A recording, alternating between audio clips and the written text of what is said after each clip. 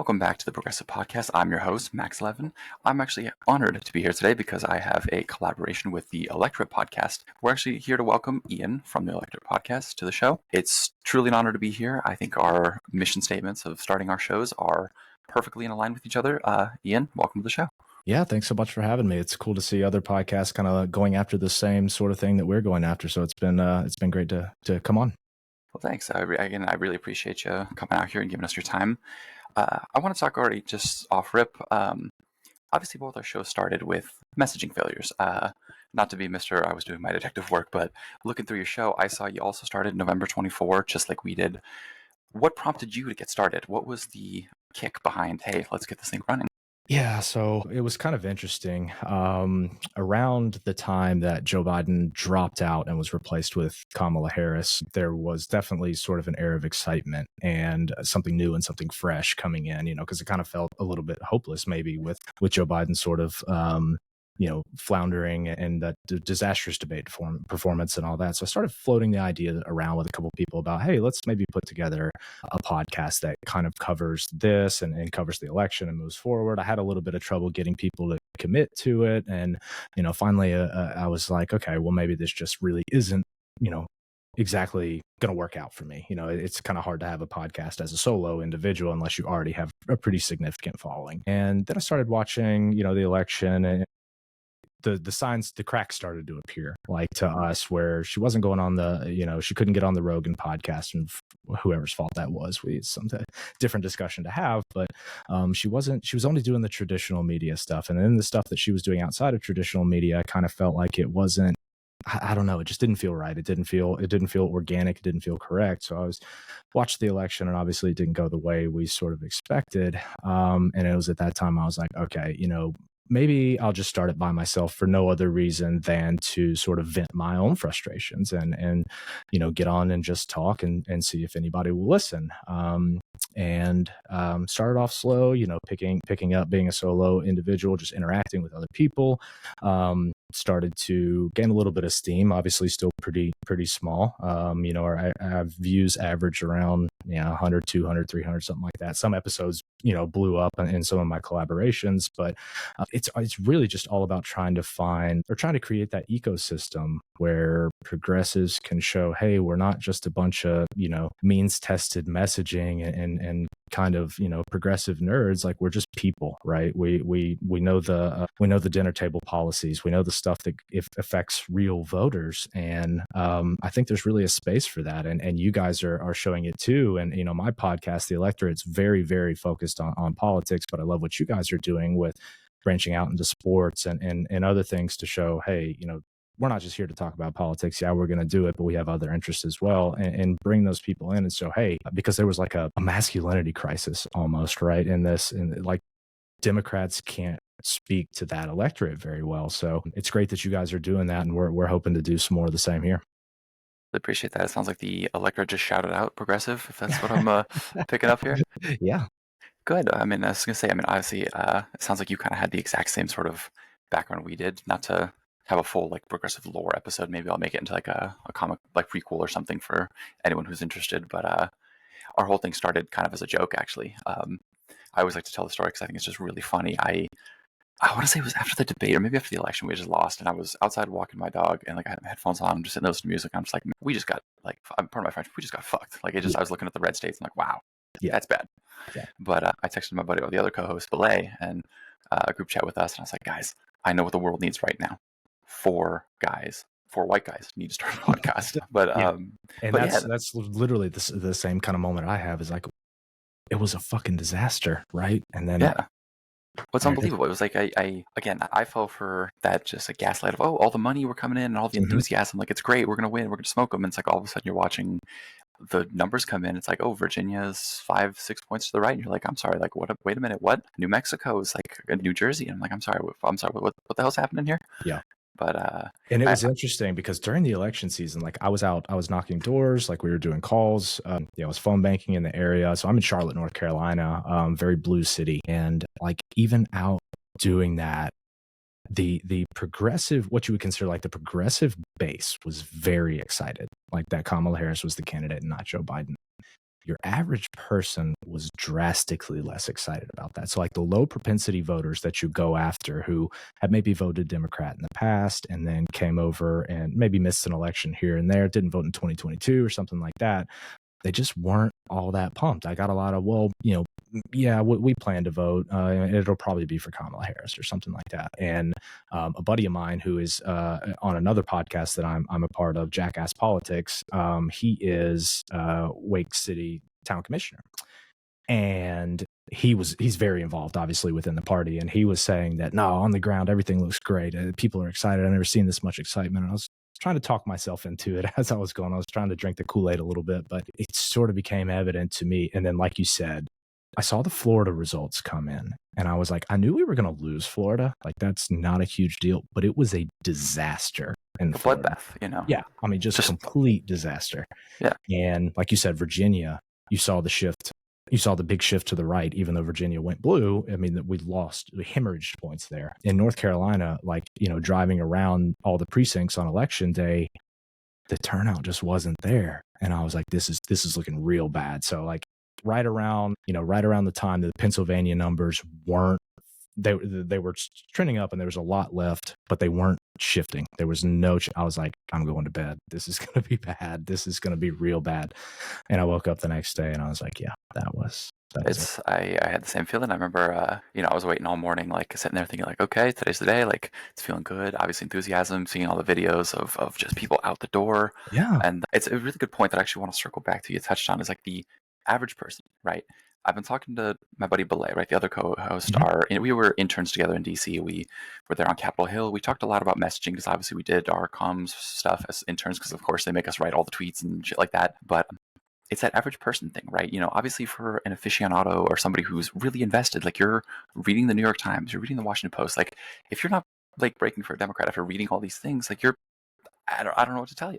But the average person, like I explained this to my girlfriend because she's obviously a political scientist, but she works in law. She's on a very different side of these things. And she was like, oh, I just don't know how they would do this. And I'm like, well, think of it like this, right? If you're the average person, all you know is maybe you voted in 2020 when COVID was bad, but inflation got really bad. The president of the United States is like kind of like a corpse. Maybe not. Like nobody really knows. And then the other guy who you kind of probably don't like because he was racist or something got shot and then pumped his fist and it was really badass. Like, I mean, credit where credit is due. That was pretty fucking cool. I mean, it was. It did. I mean, but all that to say, it's like they didn't feel these things, right? Like, they didn't care. They're like, oh, it's like it was like Joe Biden's sidekick. Like, it's like the way I'm trying to explain it to people is like, how are you going to get people excited if like you're like, hey, guess what? We're making like a new like superhero movie, right, or something, right? And then like instead of Batman shows up, it's like his like sidekick from a couple years ago, and you're like, why do I care? Yeah, and it's 100% right. Like the average American voter consumes something like 5 to 10 minutes of news per week, right? They're not us who's chronically online, always plugged in, knows exactly each candidate's policy from top to bottom. They know that their groceries were too expensive, housing is too expensive, vehicles are too expensive, like everything's too expensive. People tend to underestimate the power of nostalgia, and they remember, hey, Trump said mean things back last time he was president, but my taxes were a little bit lower and stuff was reasonably affordable. And you can kind of see that in his own numbers, how he came into office in 2017 deeply unpopular.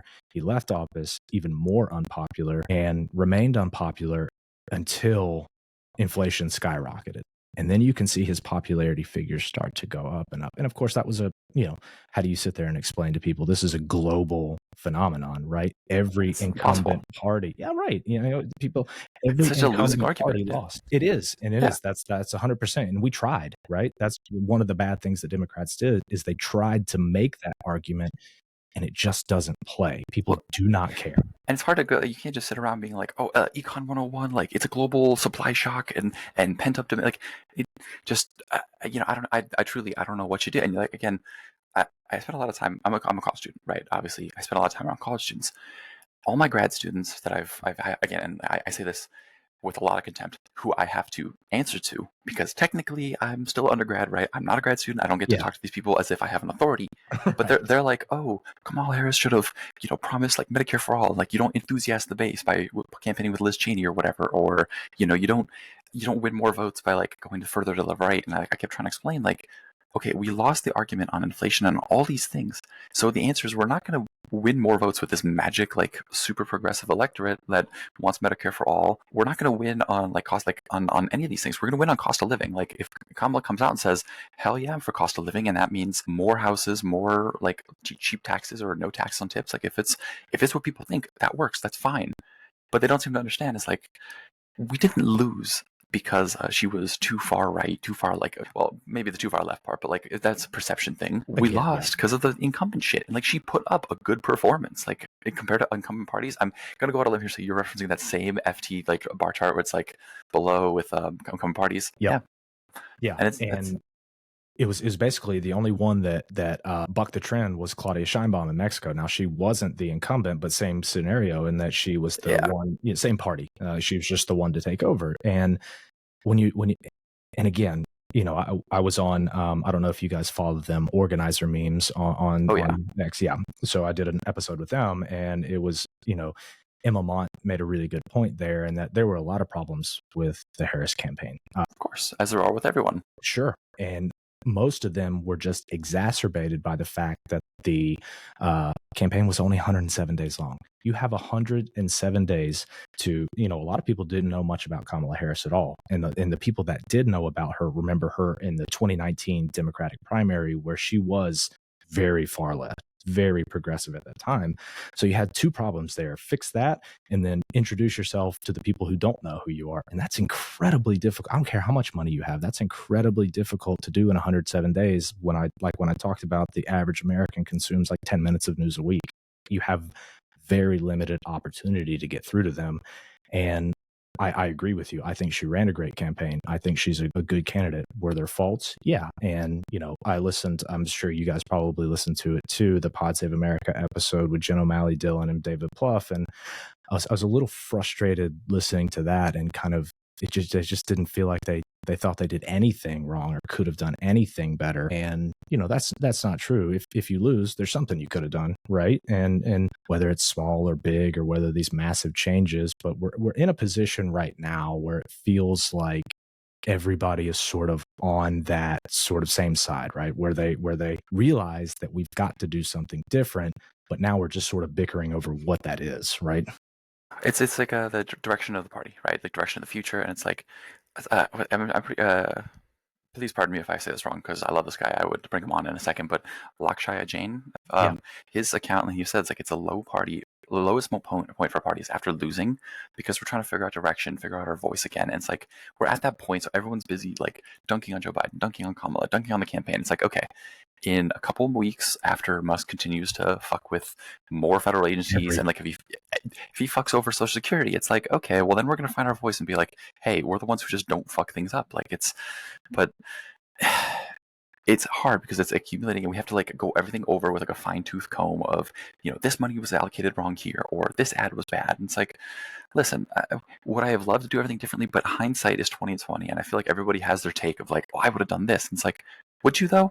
Because these are, experienced professionals who have done this for 20-something years, and you're just someone on fucking X thinking you know better. And it's like, this is really fucking hard to take, hey, this like background figure who, let's be clear here, like was in the background because Biden like doesn't want her to be in the forefront, and she kind of, I don't say shit the bed, but the thing with like the border in the very beginning, he's like, all right, no, you got to come in the back. And she did her job right. Like, she didn't overstep her boundaries. She didn't overtake Biden, as much as it would have been a very different story of like, oh, 2022, he's like, nah, you know what? I'm not running for re-election. It's her 2 years to build a name, like, or even a primary that she probably wins what comes out. Like, it's whole different things. But like, to dunk on her as if like, oh, well, she did a bad job and like she deserves to be punished for it, it's like, it just, I just think it's mean. I mean, honestly, I'm just going to go out there and say it's mean. It's like, listen, 107 days to convince, what, 70 to 75 million people, maybe you should vote for, maybe you shouldn't. Like, that's insane. It's incredibly hard. And like you hit the nail on the head there. There's no point in going back and being like, well, they should have done this, or they should have done this, or they should have done this. anybody can do that. That's not fair. If you want to take lessons from what happened and apply those to sort of how particularly the media ecosystem, but the whole political campaign landscape, how it's changing from social media, podcasts, like all this stuff, it's totally different. That's fine. Learn your lessons. And I think, in my opinion, everybody earned a little bit of that brief period of bitching and whining and just like having those complaints and just being cathartic and just letting it out and then being done with it. But now we just got a new DNC chair, couple DNC vice chairs. Like the party is ready to move in a new direction. Now we need to see what that is, because we look at like what Chuck Schumer was doing the other day, launching into those very kind of cringeworthy chants about "we will win" and "we won't rest," and Maxine Waters out there, and I'm just like, it is time for a new generation of leadership, a younger generation of leadership, because you guys have had your opportunity and we've just floundered at every moment. Yeah, I mean, it's one of those things where it's like one of the last people we interviewed talked a lot about like the proceduralism and all these jumping through hoops of like communications. And again, having seen how they do these things where a fucking it was Rotimi Adoye, and it's like for a fucking tweet for our offices for Democrats to go out, has to go through like 5 layers of approval, has to make sure we use the correct. It's like, Yeah. at that point we've already fucking lost like the whatever event or thing we're talking about. People have already moved on. Yep. And that was the thing that killed me on the Hill. It was like, okay, we have a tweet and we're talking about fucking like a holiday, right? It's fucking Labor Day. We don't have to use the word Main Street like 6 times. Like, it's like just fucking post about Labor Day. Done. That's it. Yeah. Nobody Yeah. cares about this. It's going to get a couple thousand views. Nobody's going to care, and move on. Yeah. Focus on the big picture shit. That's what, a buddy of mine is, we're in a group chat together. We were talking about this, and we were talking about that being kind of the point of Kamala HQ, that account. When it came up, it was like, just be fast. And sure, they said some stuff wrong and some of it was cringeworthy a little bit, but it was quick, it was responsive. But you're right. You see all these tweets that have to go through several layers of approval to get out there. And then you see like, them calling emergency meetings, but we'll convene tomorrow at 4 p.m. Like, what's the point? At that point, it's just the damage is done. Like, you lost your chance to respond to it. So not only do we need to be, like, as a party, do we need to be stronger, we need to be, responsive, but we've got to be quick. There can't be this delay, this lag, and don't, you look at AOC and everybody talks about one of the better messengers in the party.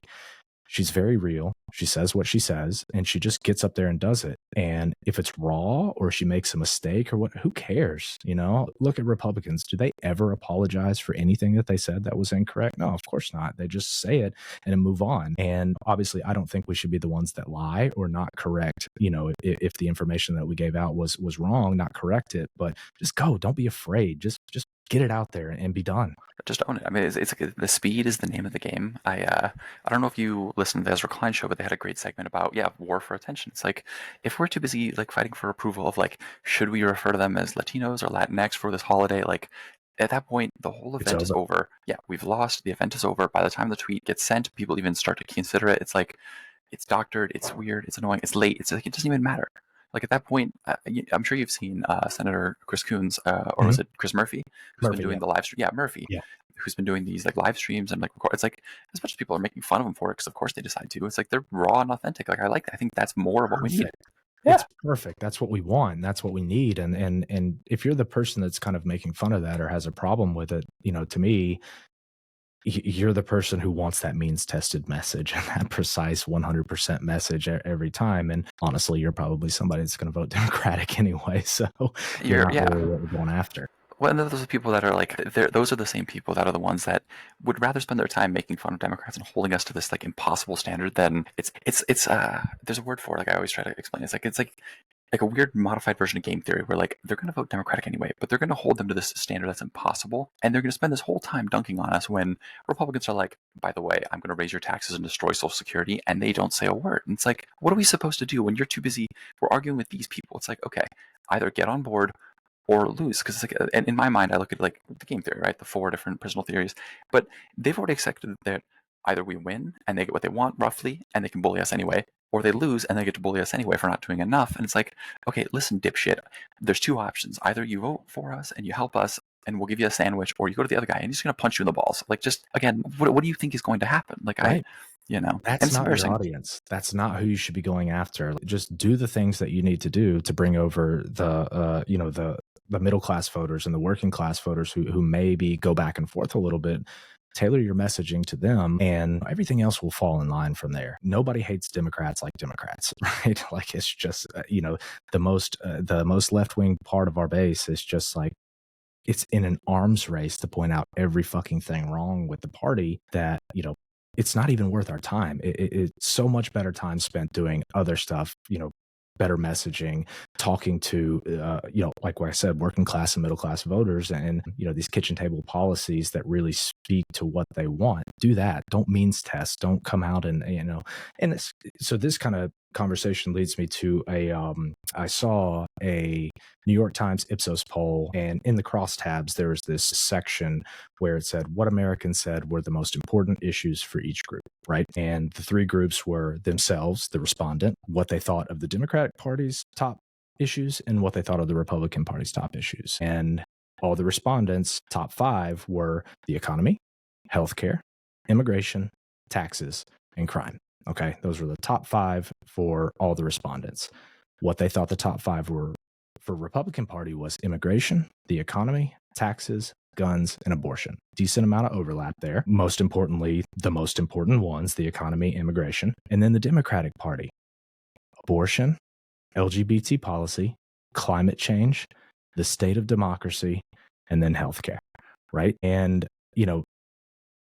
the fact that LGBT policy was number two on what respondents thought was most important to the Democratic Party is a problem. Okay. And I'm not saying at all, by any stretch of the imagination, that shouldn't be important to us.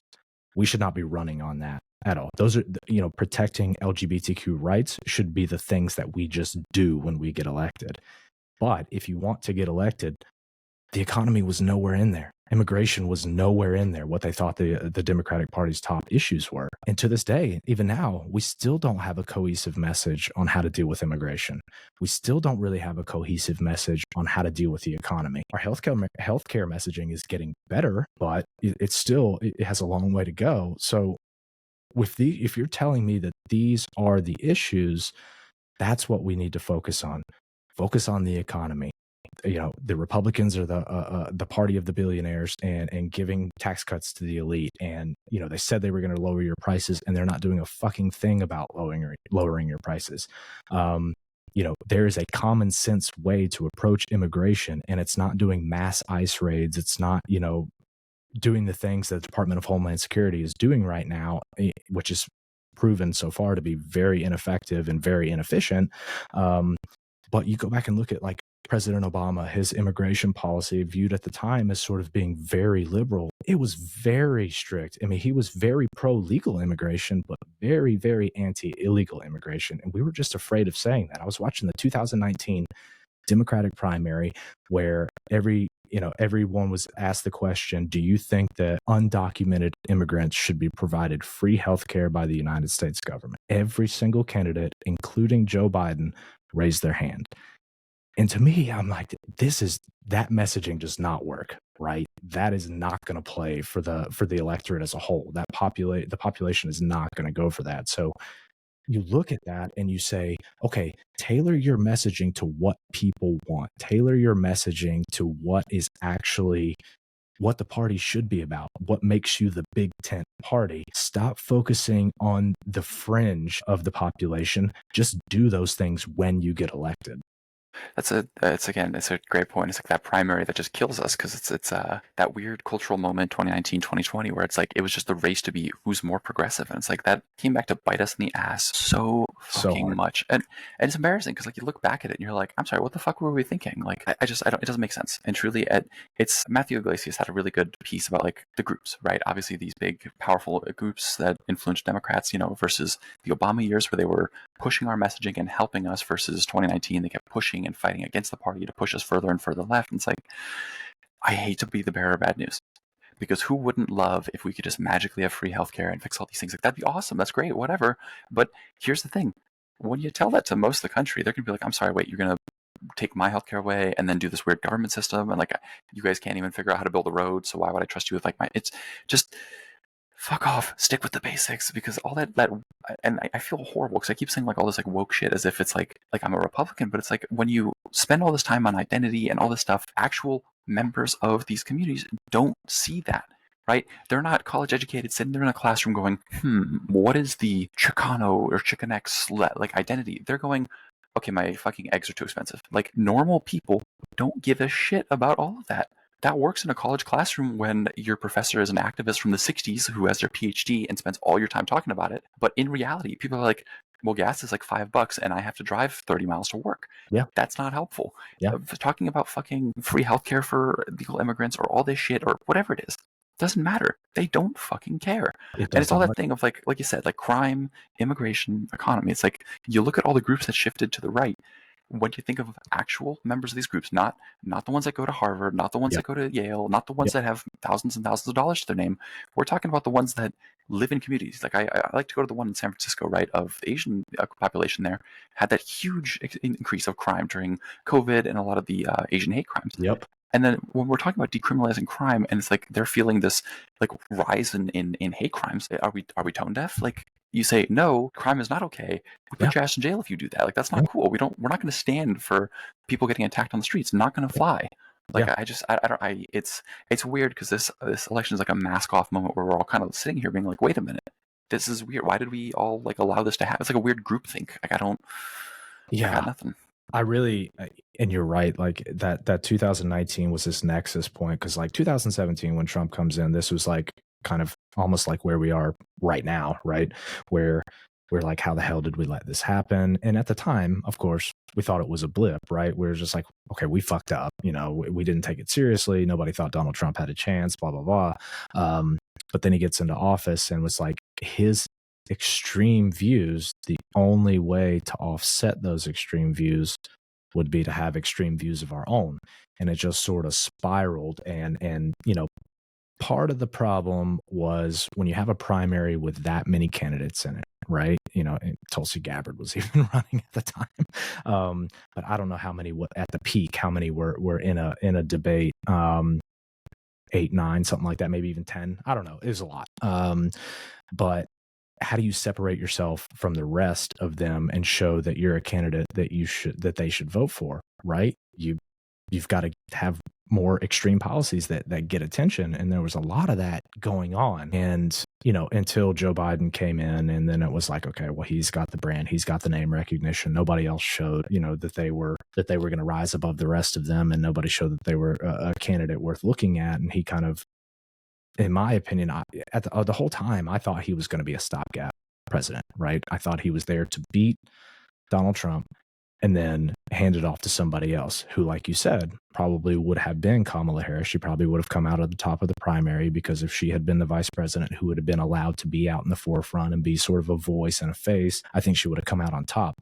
I think that also would have given her more time to show how middle of the road she truly was in her policies. You know, there were some things that I don't necessarily agree with. I think no tax on tips is a good one. I'm not sure it necessarily gets at the root cause of the issue that we should be paying all workers some sort of minimum wage and not just relying on American citizens to subsidize those jobs, but down payment assistance on houses.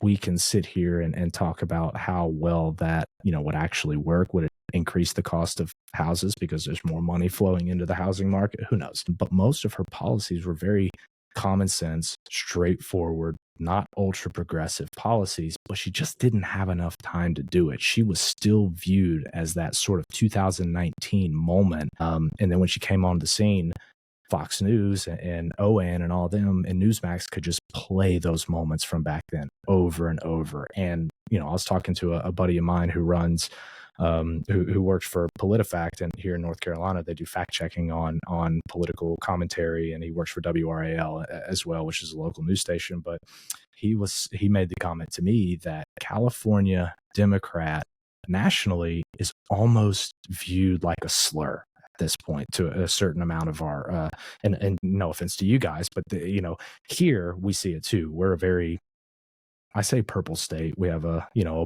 governor, blue attorney general. We voted Republican for a while now, and that looks like it's not changing anytime soon. But that message plays so hard here. California Democrat, California Democrat. And I'm like, we've got to find a way to message against that, because her policies were not they were not extreme. They were not crazy. They were level. Could they have been worded a little better? Could they have been messaged a little better? Yeah, sure, of course. But they were not crazy policies. And we just never got out of that moment, that 2019 moment. We just never seemed to really leave it. And like we said, it's a lot of things that happen that shouldn't have, but that's sort of how we, being all the way over here on the East Coast, viewed it.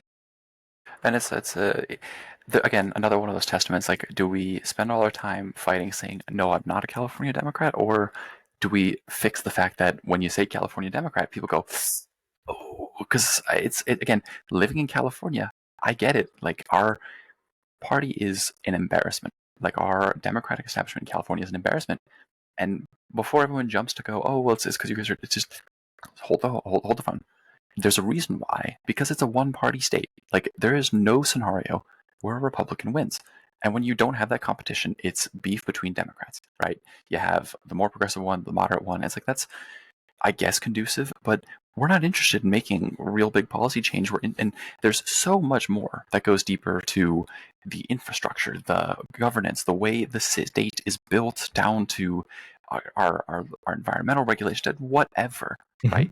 And it is just a unmitigated shit show. And I don't see any point, like, in the future where it's going to get better. And truly, that's the only way we're going to get better in improving this reputation, is until we can fix blue states and make them a bastion of good governance, right? If New York City and California are places like everyone's going, shit, like, I really would love to live there, not it's too damn expensive. Like, that's going to be the breaking point. I really think, I'm sure you saw Richie Torres is in a way is running for governor or something, and obviously he's on the board of that abundance agenda. It's like, I think that's a great idea. If he can win that, at this point, I'm all but certain Harris is going to take the California governor's mansion. Most likely. If she takes it, like, if she chooses to go and say, hey, this whole abundance stuff, this new era Democrat of 2026, like, that's good shit. And if you can really fix that, that's going to put us on the, like, long-term trajectory to fix that image, right? Rather than having to fight the image, which is true, right? I can't come out and say, hey, I'm a California Democrat. And people go, if I'm not going to win an election that way. At this point, it's like a death sentence. If you're from California, you want to run for whatever, it's like, you have to accept that most of the fight is going to be, actually, I am not like the other ones. And it's like, that's losing. That's not going to win. So at this point, fix it. Do the substantive work. Make your trains run on time. Make the subways work. Again, New York City is a great example. Your subway is late. There's people everywhere. It's expensive. Dials, what are the things you have to jump on? If your infrastructure sucks, people aren't going to use it. California, another good example. Like, we have public trains. They're late all the time. They don't even show up. It's like our buses barely show up. You're waiting for the goddamn bus and it's not there. You're waiting for the bus or the train and it's late. It's like, okay, well, that doesn't work. So then you have to drive, and then you have to buy a car. Then everything's on the freeway. It's like, start fixing these things. Start fixing the cost of living. Don't just do a one-time payment of like, oh, here's a subsidy for your rent. It's like, that's not going to fix it. More rent control doesn't fix it. Like, actually sit down, do the nuts and bolts policy to make it work. And they're not interested in doing that. And until we fix that, people are going to just point to us and be like, they're losers. Like, and it's true. We shoot ourselves in the foot. And all that it plays into the whole economy thing, like of cost of living and winning normal voters. If we can't show, like, hey, we're actually doing this substantive work, like, yes, the Biden administration could point to all this money they put out. They can point to all these things they did, which is awesome. It's all this money to be allocated that's putting us on long-term trajectory for success for a long time. CHIPS Act, infrastructure, bipartisan infrastructure, IRA, all of it. But if the money's not getting dispersed and it's sitting in court where 10 layers of approval are going to take it to get it out of money out, look at the broadband one, right? It's $42 billion for rural broadband. And they allocated. Not a single house connected. Nothing. It's embarrassing. It's embarrassing. It's like this is the IRA. You allocate all these money for climate change, and then you spend half the time arguing of whether or not it's a good idea to build a wind farm, build battery storage. It's like, look, if you care about climate, the answer is get rid of the permits and build the goddamn infrastructure. If you care about jobs, build the things, because we're going to need people to do it. Again, it's a good thing, but the fact that we're too busy arguing over it and holding it up in court going, is this good for the land? Is it good for the people who might live here? It's a fucking wind farm. Build the goddamn thing, because they're going to appreciate their electricity being a couple dollars instead. And it's embarrassing.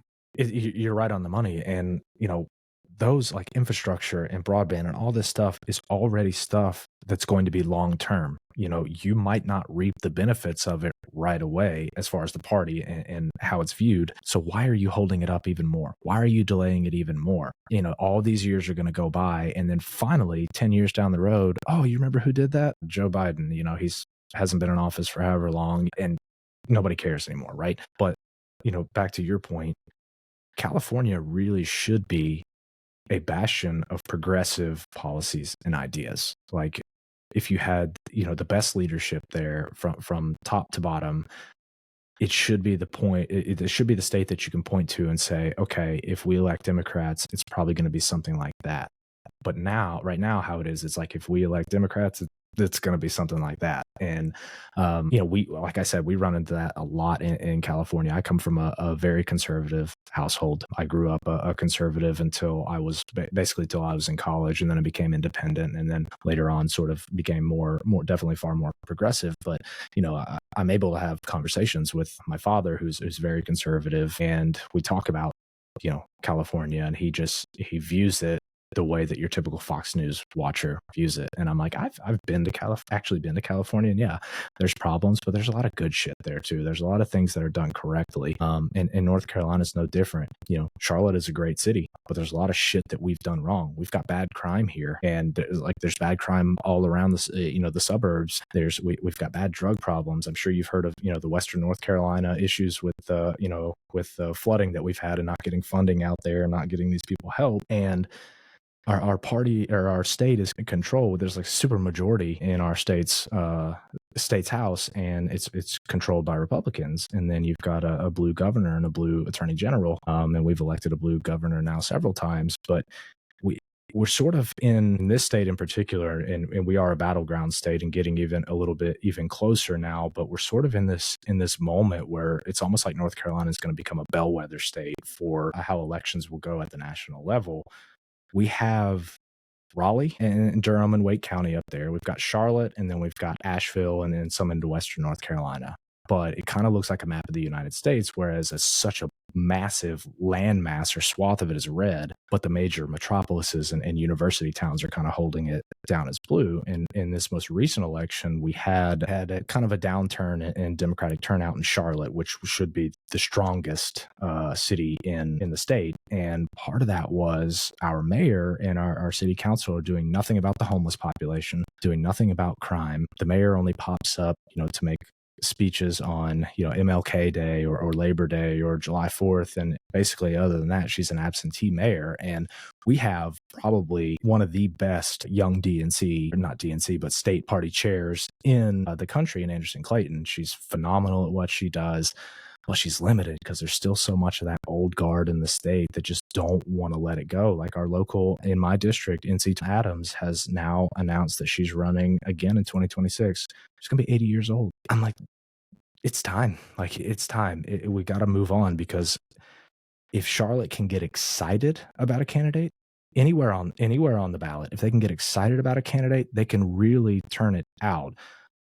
But we've got to get excited, and we've got to change things here. And like just all coming full circle around to say, you know, my dad was viewing what Charlotte has become lately as kind of like California, in that we're very Democratic controlled here in the city. We should be doing things better, and we're not. You know, it's improving a little bit, but we should be doing way better than we are. Absolutely. And it's like, it's one of those things, like, if we're just, you know, some basic econ 101, you know, cities are where the growth happens. Cities are where the jobs are. Cities are where, and as much as we like to like, oh, but like rural life and that stuff, but like cities are where things happen, right? They're the epicenters of power. They're epicenters of money. And again, we'll flip it back to California. It's like, California is huge, right? We have San Francisco, we have Los Angeles, and we have San Diego. We have all these cities that are these weird quasi like super suburbs. It's like, if we want to govern them well, it's like, okay, well, you shouldn't be walking down like Los Angeles Avenue or like down Sunset Boulevard and seeing like people like slumped over on fentanyl. Like, you shouldn't have to worry about the fact you're paying $4,000 for a little shoebox. Like, there's so many of these problems, and it's like, when you have Fox News in this media ecosystem that can just point at you guys and go, look at this, and you're like, what do I say? Like, I can't deny it. Like, you live in Los Angeles, you know there's a bad homeless problem. You know it, I know it. I think Noah Smith had a really good explanation of, being in San Francisco with female friends, right? They don't feel safe walking down streets because homeless people are catcalling them and causing this just social disruption where it's like, okay, we can deal with this, right? And the answer is build the homeless shelters. The answer is crack down on it. Like, don't allow this public disorder. Like, people don't like that. People don't like chaos. And like, can you blame them? I don't like chaos. Like, I don't like social disorder. Like, I don't want my girlfriend walking down the street getting catcalled by homeless people. Like, here's the thing. You can do the whole progressive shit of like, they're mentally ill, they need to be taken care of, we need to do this. It's like, okay, fine. We can do that. That's great. Put them in the place they need to do it. Yes. Actually get the permits to build the Yes. fucking thing and put them there. Don't get all like wishy-washy with me and go, actually, it's no, you need to give them a space to be on the street. Shut the fuck up. Shut the fuck up. Yeah. Put them in the place they need to be. Get them the help they need. It's like a forceful hand where it's like, you can't have your cake and eat it too of deal with the problem, but don't deal with it in a way I don't like. Well, like, the answer is fix the fucking problem. And it's like, if you really want to do that, okay, become outcome oriented, get innovative. And Jennifer Polka, the woman who works at the Nicholson Center, she wrote Recoding America. She's wonderful about it because she talks about outcomes. If you really want to fix issues, stop worrying about the semantics of, is the language correct, is the shit, just fix the fucking issue. When people say housing is too expensive, the answer is build the goddamn homes. If you want cheaper houses, the answer is not actually, we'll do all these things and all this crazy, like, wonky shit. No. Scrap that bullshit, rezone it, build the fucking houses, because in a year or two, people are going to go, oh, damn, I can afford a house and it's brand new. Like, and you can save the wonky policy, like 10-step program of reducing lumber costs and subsidizing people to go into the trades and permit. Like, we can save that for a backroom door. If you want to do that, just do it. Yeah. Don't talk about it. Yeah. Just do it. Exactly. Save that for people like me in a closed room door doing the econ papers. But for the right of America, I'm going to say, I'm making your housing cheaper. You want rent cheaper? Yes, ma'am. Yes, sir. We're going to fix it for you right away. That's our goal. You want cheaper gas, cheaper oil, cheaper utilities? Well, the answer is we're going to build a bunch of solar farms and nuclear and solar. We're going to put it everywhere, and we're going to bring those costs down. Yeah. Like, it's that easy. What do people understand? There's three words that people always understand when it comes to the market: supply and demand. You want to fix the housing, just frame it as supply and demand. Everyone understands it.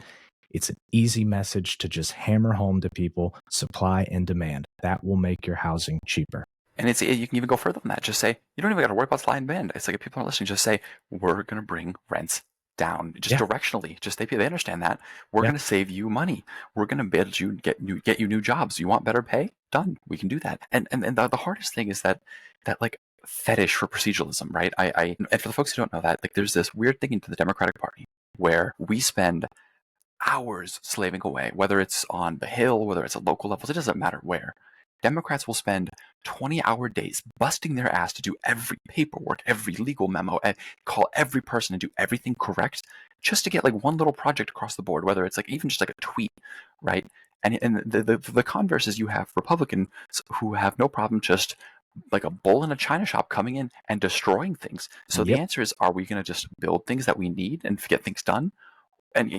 Or do we just let them come in and just bulldoze it? It's like, and it's embarrassing. It really is embarrassing, because I can't wait for the day where someone like a Jared Polis or Richie Torres, or heaven, I pray to God if Harris wins the governor's mansion, just says, fuck all this like reform shit. Like, I'm just going to fix it. We're going to fix the housing stuff in California. Make us a bastion of good governance. You know, could you imagine? And obviously it's North Carolinian, right?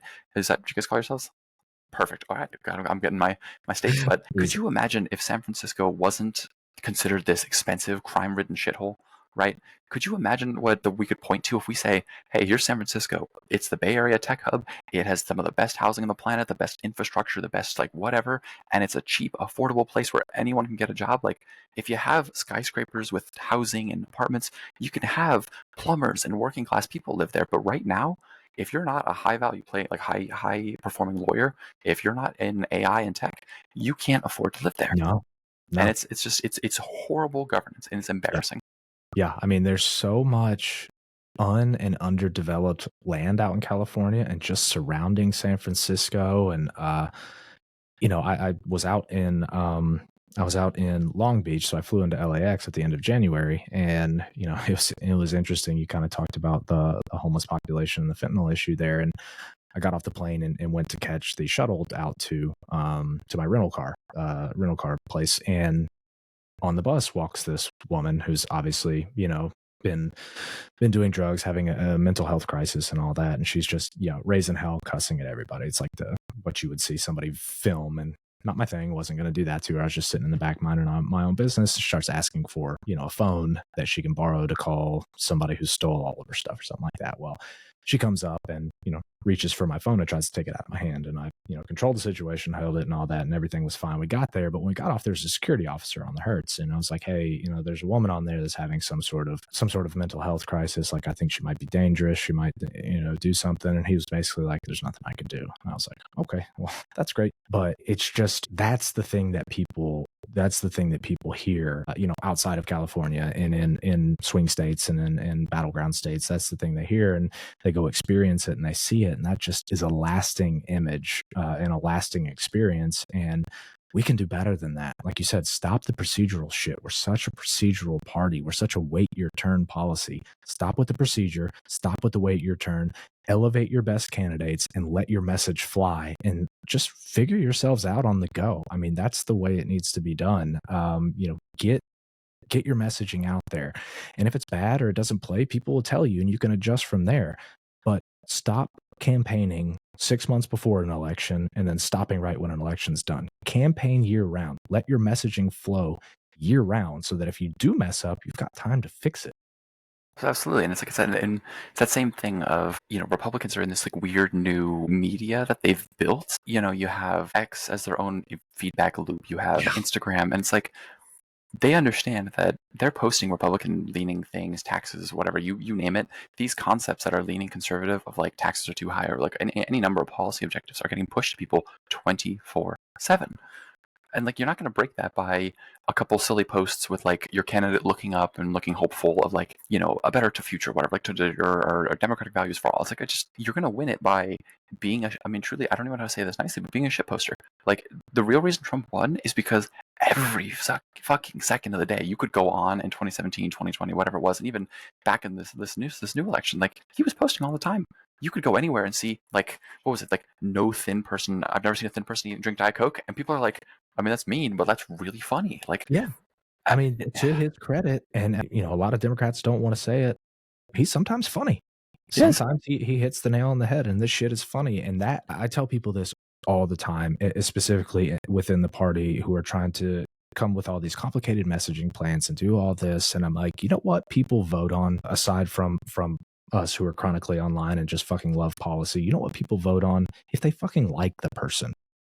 So many people will vote on a candidate just because they liked them, thought they were funny, watched them appear on a podcast or a show or something, was like, dang, they look cool, or I laughed at something they said. It's that fucking simple. You've got to have the policy. Of course you do. No doubt about it. But at the same time, you've got to be likable. You've got to be a person. Stop being a politician and just be a person. I think a really good example of what you're like hitting on is the like Veep stakes with Tim Walz, right? You had all these groups that thought, oh, people are gonna love him, right? He's like the embodiment of a manly man. And like, they kind of had the right idea by putting him on like TikTok and Instagram for a bit of like, oh, here's him hunting and here's him with his dog.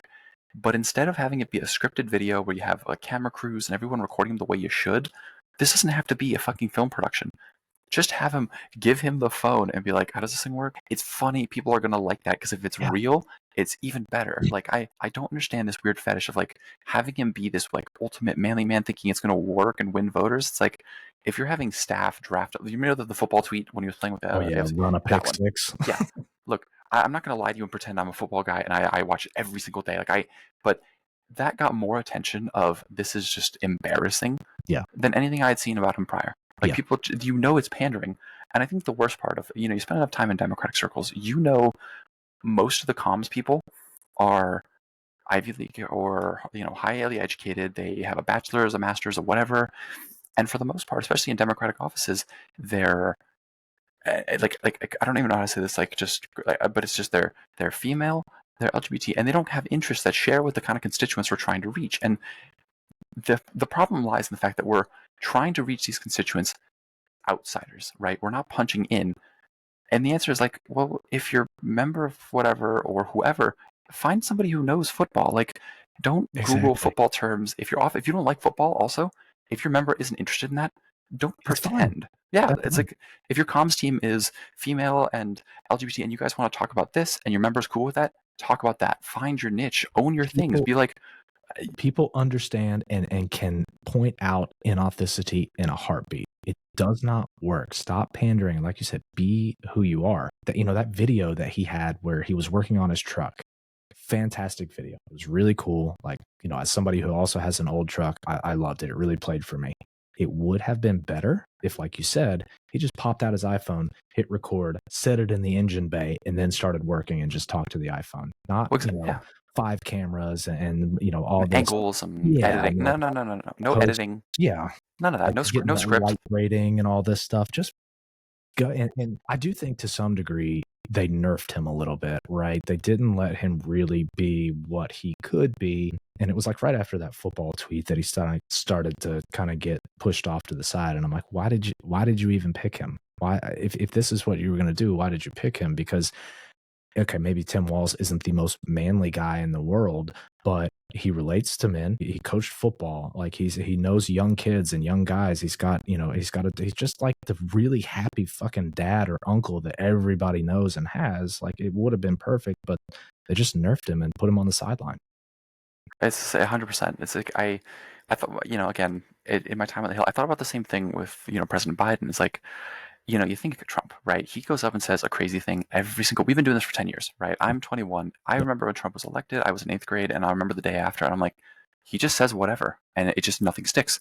So at this point, with someone like Joe Biden, right, who is known to say weird things and like this weird kind of like, I don't even know how to call it, like Yeah. cornball-esque way, like uncle from weird state that says strange things, own it. If you have President Biden going like, how the hell does this thing work? Like playing with the phone and then giving him a speech and be like I'm President Joe Biden and something, just some weird shit. Own It's it because awesome. he's kind of funny. He says It's weird awesome. things and you're like, and the idea that they had to have him scripted and have him be perfect and like try to edit out any faults in his stutter, honestly, in retrospect, and again, this is my opinion, I would have owned the stutter from the fucking beginning. Like, look, I went to speech therapy as a kid. I didn't have it that bad. I called it a stammer, but I realized that's not the right word. It was like a stutter. It was like you repeat the word. Own that shit. If I was President Joe Biden and my comms team says own it, be like, hell yeah, I still stutter as President of the United States, and god damn it, if I can do it, anyone can. Own that shit. Be cool about it. Like people are gonna respect that. Don't try to edit it out. Don't try to hide it. Don't put him away in a box. Like what was it like 2016? He said like if he had his way with Trump, he would take him behind the bar and beat the shit out of him, something like that. Like have him say weird shit like that because people are gonna be like, okay, that's really funny. Yeah. It's like a lot of it ended up actually playing into like what ultimately became the Dark Brandon sort of meme, and it was because they didn't apologize for it. Like you said, don't apologize for who you are. Don't try to hide it. Don't be inauthentic. Just be who you are. People can see through that all the time. And the one thing about Donald Trump, for all his faults and everything that he does wrong, the stupid shit that he says, the word salad, the what he calls the weave, whatever the fuck it is, he doesn't care. It is who he is. He's not going to apologize for it. He's not going to walk it back. He's going to tell you, he's going to say it and he's going to be fine with it and he's going to move on. And he probably forgot he even said it. So. And the media is gonna it's Steve Bannon's flood the zone concept, right? If you just keep saying things, new things, if you get a bad media cycle, say something else crazy and they're gonna forget about it.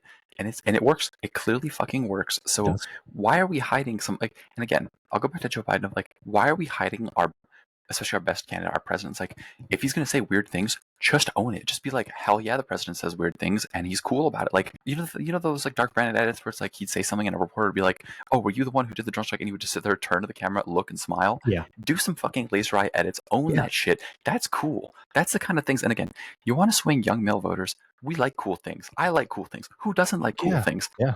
Like, if you want to fucking have the White House posting a picture of Joe Biden riding a T-Rex with laser guns, like, look, is it corny? Hell yeah, but is that really kind of cool? Like, yeah, put some 3 days grace behind it. Like, I'm liking that post. Yeah. It's the same thing of, like, I don't understand how we got put in these little loops. And I really, honestly, coming back to college after being on the Hill, I really believe, and this, again, my theory is that all these feedback loops of like these comms staffers and these people that are going into comms are coming from more elite universities, right? Where professors and PhD people are former activists and they took wrong lessons away from protests of their youth, whether it was Vietnam or whatever. And they think that by causing social disruption and getting everyone to pay attention to them worked. But what they don't kind of think about is like Vietnam had a really complex set of factors that went into ending the war, and like this is not to discredit the activists that did all these things. Like that is a good example. They did good things. Like, but Yeah. you have to remember, old folks, the people who vote that were the voter base, were anti-Vietnam way quicker than young people were. And all this to say is like when you push too hard on that social disruption, people get scared. People don't like disruption. I don't like disruption. I like when things are calm. So own it. Like, don't go fucking overboard thinking throwing a shit fit and teaching people that, hey, if you throw a piss fit that the government's going to respond to you. It's like, well, how about calmly come in and talk to your elected officials? You can do that. We have phones for a reason. Yeah. I was the one who was picking up the fucking Right. phones. If you call in and say like, hi, my name is I'm just getting my name like Max Levin, and I have a problem with the members policy on, again, this is the one I had to hear thousands of times, was Israel over and over and over. If you have a problem with it, it doesn't make a difference if you scream at me on the phone or you say it nice and calmly. I'm logging it and I'm keeping it in a file, and we're keeping the members aware. He knows these things. Our staff knows these things. But if you very calmly and politely call and articulate your policy of what you want changed, one, I'm going to have a much better day. Two, I'm going to be working a hell of a lot harder to push these things. And like, we'll be able to have a much better dialogue instead of just coming in the office, calling me complicit in genocide, throwing things and throwing a shit fit. Like, if you say very calmly, like, look, we want this, we want that, we'll tell you exactly what we're working on, right? We can work with the administration, we can work on these things. But if you throw a shit fit, throw a temper tantrum, and go give me an all or nothing ultimatum, and if I don't immediately tell you the 4 words you want to hear of, like, ceasefire now or like whatever, like, I can't help you.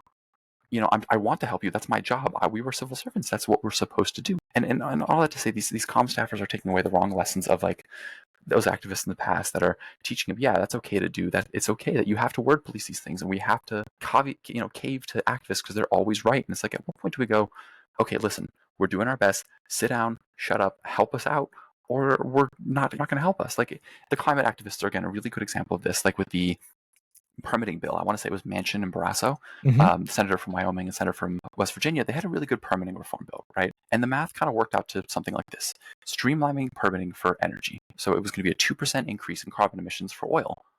That's not good, right? We obviously know we've got to start getting our carbon emissions down and working on it. Do you want to know the other percentage for solar, wind, natural gases even? I think it was 14% decrease in carbon emissions. So if you add those together, you're still getting a net 12% reduction, and you're still going to get it through the Senate. Like, that's the thing. Either it's this net 14% or nothing. And they'd much rather throw a shit fit saying you guys are destroying the planet than actually get that substantive change. And like, at what point do we say you guys are a bunch of spoiled children using mommy and daddy's trust fund to come and hang out at Capitol Hill and protest and yell at us?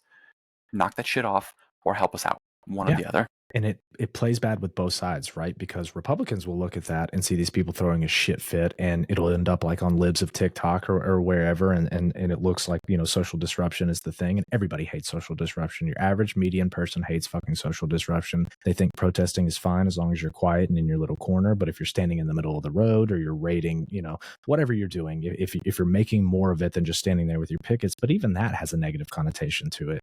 And then at the same time, those activists are then blocking, like you said, a bill that could ultimately reap a lot of benefits because they're spoiled, petulant children who don't understand that. And you're like, you have done nobody any good anywhere and hurt both sides.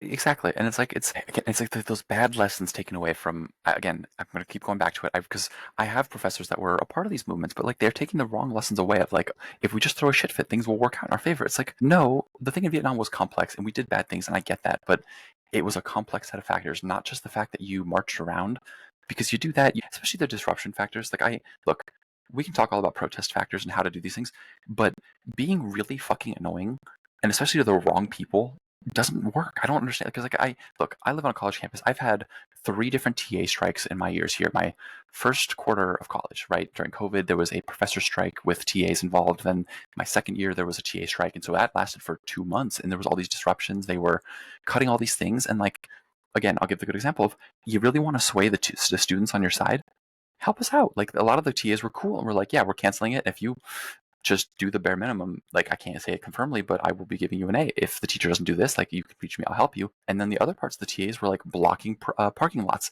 They were stopping students from parking. It's like, well, if I have a midterm to get to and you just fucked me, so now I can't get to my midterm and I fail, I'm not going to be on your side. Ever. Like, yeah, if that you're makes blocking me from lasting getting impressions. You remember the one of like the protesters, again, with like the ceasefire stuff, when they were blocking the hospital? Yeah.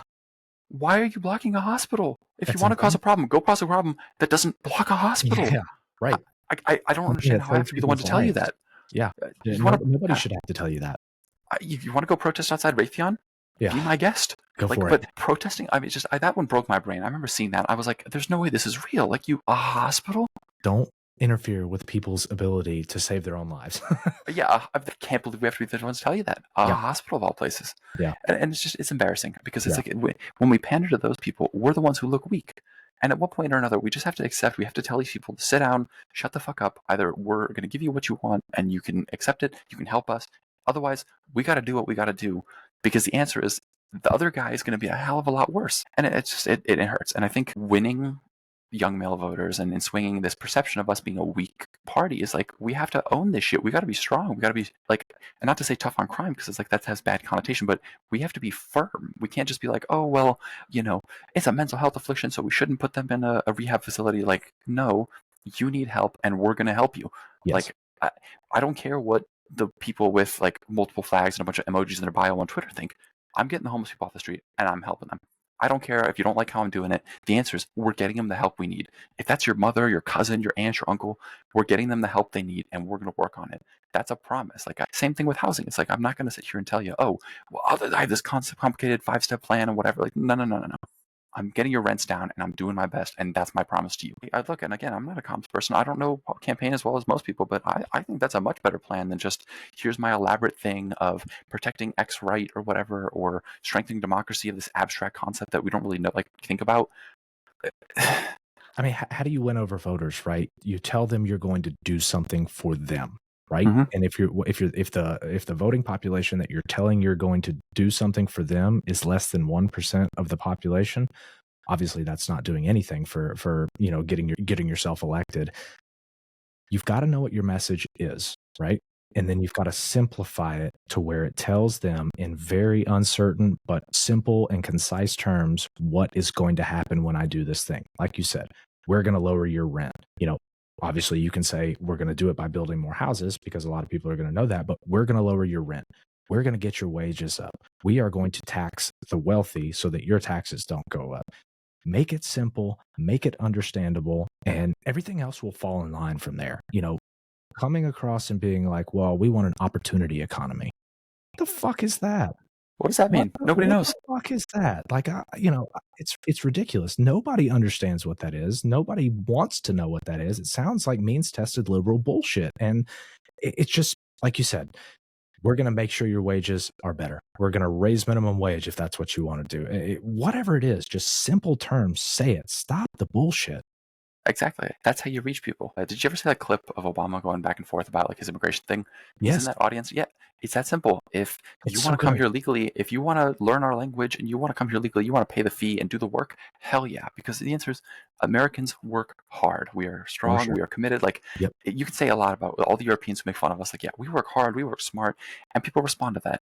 If you're an immigrant who wants to come here and start a business and make a life, I think really if you frame it like that and you do all the right steps, I don't think majority of America is going to have a problem with that. No, Like, there are few people that work harder than immigrants who went through the legal process to become American citizens. There are few people who work hard. Now, there are Americans, like you said, work hard, and there's many people who work just as hard as them, but there are a few people that work harder, and they've earned it. And no, there's not this pull the ladder up behind you mentality with legal immigrants, but if they got here legally, the expectation is that anybody that comes after them should get here legally as well. And that's a fair assumption and a fair thought.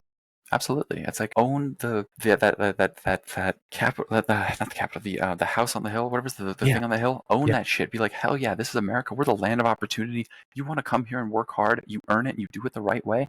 Hell yes. You will be rewarded. Yeah, and it's the same thing for like regular. It's like, no, we're not crowding out jobs. We're providing jobs because that's what Americans do. Like, I really think one of the only good things that came out of this like campaign cycle, and this is probably the biggest one, was Democrats owning patriotism. Right, Harris going up and going, hell yeah, we are the strongest military on planet Earth, and they do not fuck with us. We are the United States of America. I like that. Like, own that shit. If Republicans are too busy talking about how America sucks because we're woke and we're all fucking whatever, they're not patriots. I love this country. Do you love this country? Absolutely. Yeah. Like, I don't understand how it's like the culture war thing of we apparently now Democrats are the patriots. We're the ones who love this country. It's like reversed, yeah, right. But Really, we'll 'cause take it. I mean, for so long it was Democrats hate America, everything about America is bad, they wanna fix everything because they don't believe in it. Now it's the reverse. All we've heard from Donald Trump is constant whining and "Make America great again," because America's is fallen from grace, it's the worst country ever, and like you said, in this last election, the Democrats and Harris were, "We love this fucking country, like, we wanna make it better still, but it's the best country in the world," and that messaging does work. I mean, Absolutely. people love that, and we talk about immigrants, immigration in particular, and like with declining birth rates, use that, right? We need immigrants. We need more consumers in the economy. Immigrants consume, they buy, they contribute to the economy, which creates more jobs, which creates higher wages, which does all this stuff that follows it. Like, we could talk about it all day, but, like we've kind of talked about the whole time, basically, we've got to figure out the messaging, right? We've got to figure out what we want to do on immigration. You talked about that Obama, I guess, was it a town hall where he's basically Yeah. walking around answering? It was just perfect. And I remember at the time hearing like how left wing and how progressive and how radical he was. And then you listen to that and you're like, this is what Republicans say. Yeah. This This is is this is reasonable. Yeah. yeah, this is a normal immigration policy and a very good one. We've got to get back to that. We do. And it's hard because we're at that weird moment where we just lost and like the new administration's taking power and we're still finding our voice. I'm confident that we will find it and we'll find a new leader to take up the mantle, and God only knows who it's going to be, because my gut tells me a lot of members of Congress and senators are really trying to fight to be that voice. And I think they're starting to see that. You have Ro Khanna going all these places. You have Chris Yeah. Murphy. You have all these people that are really fighting to be that voice. And I think sooner or later it's going to start to emerge that there's this new set of voices, new generation of people that are ready to take over and change things. And all I have to say is I hope that they can actually find a concrete voice. I really hope that, recently elected DNC chair Ken Martin, obviously I hope he understands that building this environment with shows like us is a part of that thing. Very It's going to important. be hiring comms people who just go on fucking Instagram Reels and start talking about their member. We have to start building it. You build it now, not later. Build it now and get this thing rolling, 100%. Well, in that case, we're going to go ahead and end that here. This has been a Brogressive Podcast, and we've hosted the Electorate. Ian, I want to thank you so much for joining us today. Is there anything you want to leave our audience with? Yeah, if you guys could just find me on all the social medias, you can find Electorate Pod on X. We're on YouTube, Instagram, TikTok, basically wherever you get your social media, and just give us a like, follow, comment, and let's try to build an ecosystem that can compete with the right wing. Absolutely. Well, that's awesome. We'll go ahead and link, obviously, all his socials below. We'll keep you posted. And this has been the Brogressive Podcast. Thanks so much, and we'll see you next time.